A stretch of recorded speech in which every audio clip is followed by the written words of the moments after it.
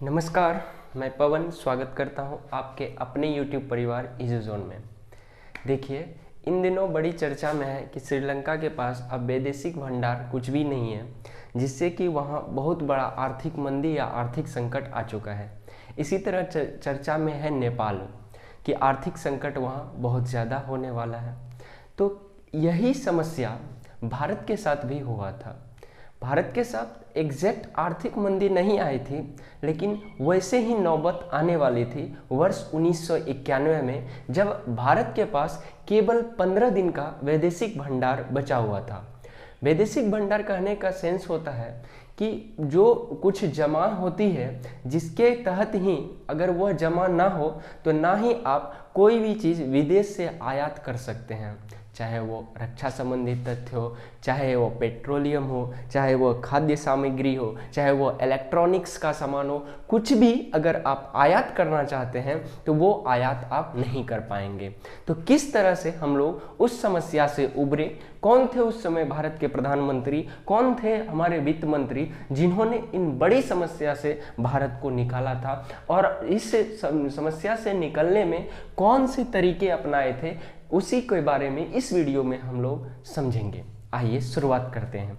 देखिए, वर्ष 1991 था, तब भारत के प्रधानमंत्री थे, 9वें प्रधानमंत्री थे परमूला पार्थ नरसिम्हा राव, जिसे पीवी नरसिम्हा राव भी कहते हैं। पीवी नरसिम्हा राव यह भारत के 9वें प्रधानमंत्री थे। जैसा कि आप जानते हैं, प्रधानमंत्री का पहला चुनाव 1951 में हुआ था, फिर 56 में, फिर 61 में, फिर 66 में, इस तरह से कंटिन्यू हुआ। तो जब आप 91 में पहुंचेंगे तो वह 9वें प्रधानमंत्री होंगे। तो भारत के प्रधानमंत्री थे पीवी नरसिम्हा राव, और उस समय भारत के वित्त मंत्री के पद पर थे डॉक्टर मनमोहन सिंह, जो कि प्रधानमंत्री भी रह चुके हैं। तो डॉक्टर मनमोहन सिंह, इस समय यह समस्या आ गई कि अब भारत का जो वैदेशिक भंडार था वह केवल 15 दिनों के लिए बचा हुआ था। बड़ी समस्या की बात थी, किस तरह से इससे उभरा जाए। तो देखिए, जब भी कोई देश डूबने के कगार पर होता है या उस देश में आर्थिक मंदी आने वाली होती है, तो उसके पास दो ऑप्शन होता है लोन लेने का।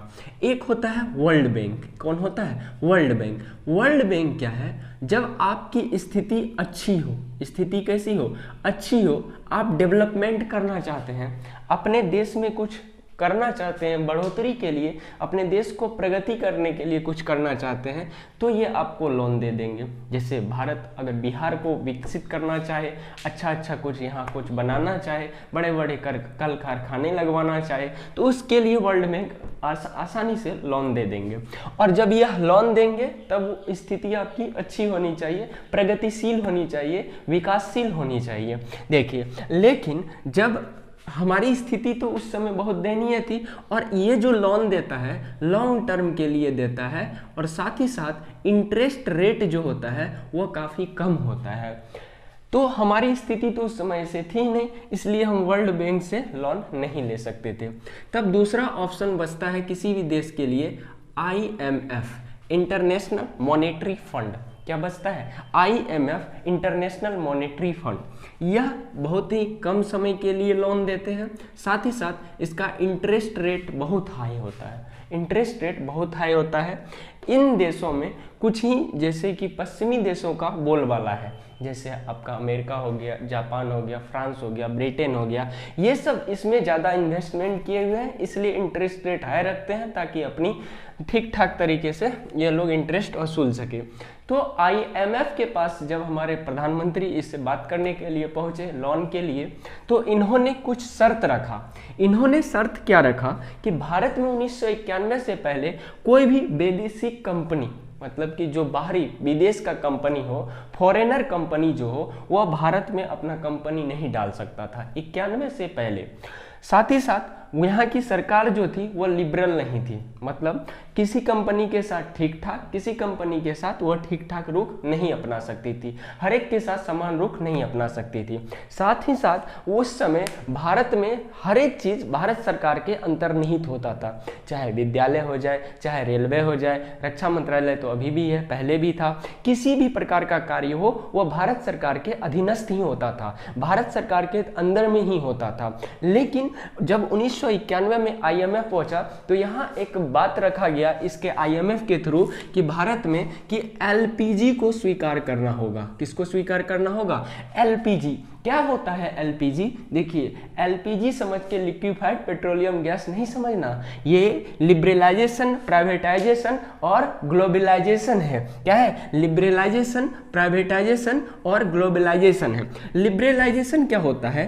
ये होता है उदारीकरण। क्या होता है? उदारीकरण। उदारीकरण इन द सेंस कि सरकार जो है उदारवादी नीति अपनाएगी, किसी के प्रति कठोर, किसी के प्रति एकदम सरल स्वभाव नहीं अपनाएगी, दोनों के प्रति समानता रखेगी।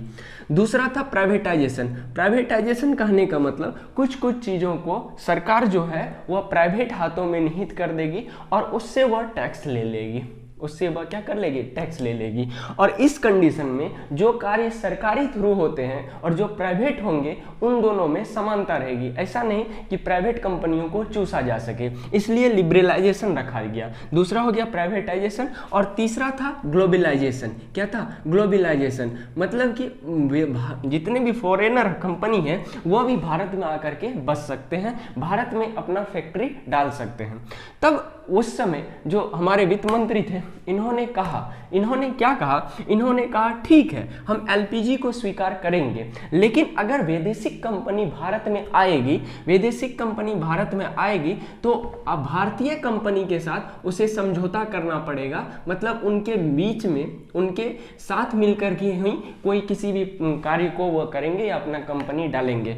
और इस कंडीशन में जो इंडियन कंपनी होगा उसका हिस्सेदारी 51% होगी और जबकि वैदेशिक कंपनी का हिस्सेदारी 49% ही होगी। तो इसी समय भारत का था हीरो और फॉरेनर आया था कौन?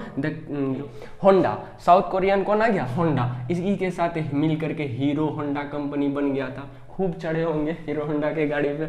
इसी के समय तक भारत का था मारुति और यही साउथ कोरियन कंपनी आ गया था सुजुकी। इन्हीं के साथ मिलकर के कौन बना लिया? मारुति सुजुकी। यही समय से धीरे धीरे वो दोनों मिल करके भारतीय कुछ भारत का चूंकि 51% होना था और वैदेशिक कंपनी का 49%, तो उसे भारतीयों के साथ मिलकर के ही क्या करना था? डेवलप करना था अपने कंपनी को। ये रखा गया था। साथ ही साथ इसमें कह दिया गया था कि रक्षा मंत्रालय भारत सरकार के अधीनस्थ रहेगा। जितने भी रक्षा हथियार वगैरह बनेंगे वे सभी भारतीय कंपनी के द्वारा ही बनेंगे, उसमें वैदेशिक कंपनी का हस्तक्षेप नहीं होगा, वो सभी भारतीय होंगे। रेलवे विभाग भारत का होगा, उसको भारत ही देखेंगे।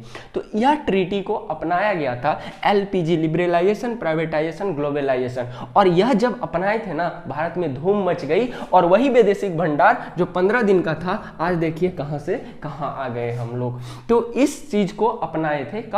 1991 में भारत को जो आर्थिक मंदी आने से रोकने के लिए।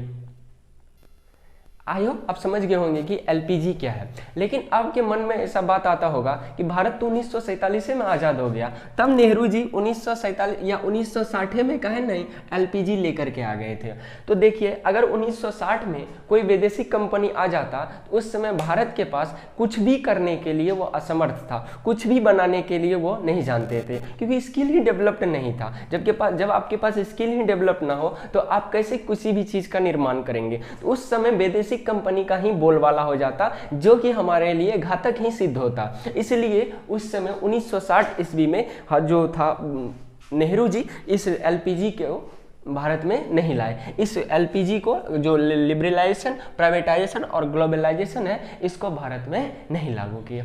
आप समझ गए होंगे किस तरह से जब हम लोगों के पास केवल महज 15 दिन का वैदेशिक भंडार तो बचा हुआ था, उस समय भी हमारा देश उभर के बैठ गया। तो इसलिए इस समय the father of economic reform, Bharat का फादर ऑफ इकोनॉमिक रिफॉर्म कहा जाता है किसे? PV नरसिम्हा राव को। किसे कहा जाता है? PV नरसिम्हा राव की। जबकि यह जो दिमाग का उपज था LPG का बारे में, यह किसका था? डॉक्टर मनमोहन सिंह का। किसका था? डॉक्टर मनमोहन सिंह का। और वही उस समय के जो क्या थे? Finance minister.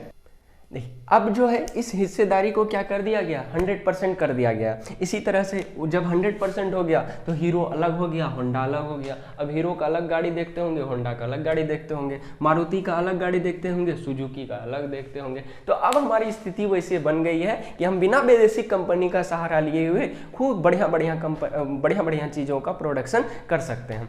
आई होप आप इस LPG को बहुत अच्छे तरीके से समझे होंगे। थैंक यू वेरी मच इस वीडियो को इससे जुड़ने के लिए। अगर आपको अच्छा लगा हो तो थोड़ा सा लाइक कर दीजिए, अपनों के साथ शेयर कर दीजिए। हालांकि ये सब आप खुद ही कर देते हैं, लेकिन फिर भी मेरा कर्तव्य है कहना, हम कह देते हैं। मिलेंगे नेक्स्ट वीडियो में, यूं ही हंसते रहिए, मुस्कुराते रहिए। जय हिंद।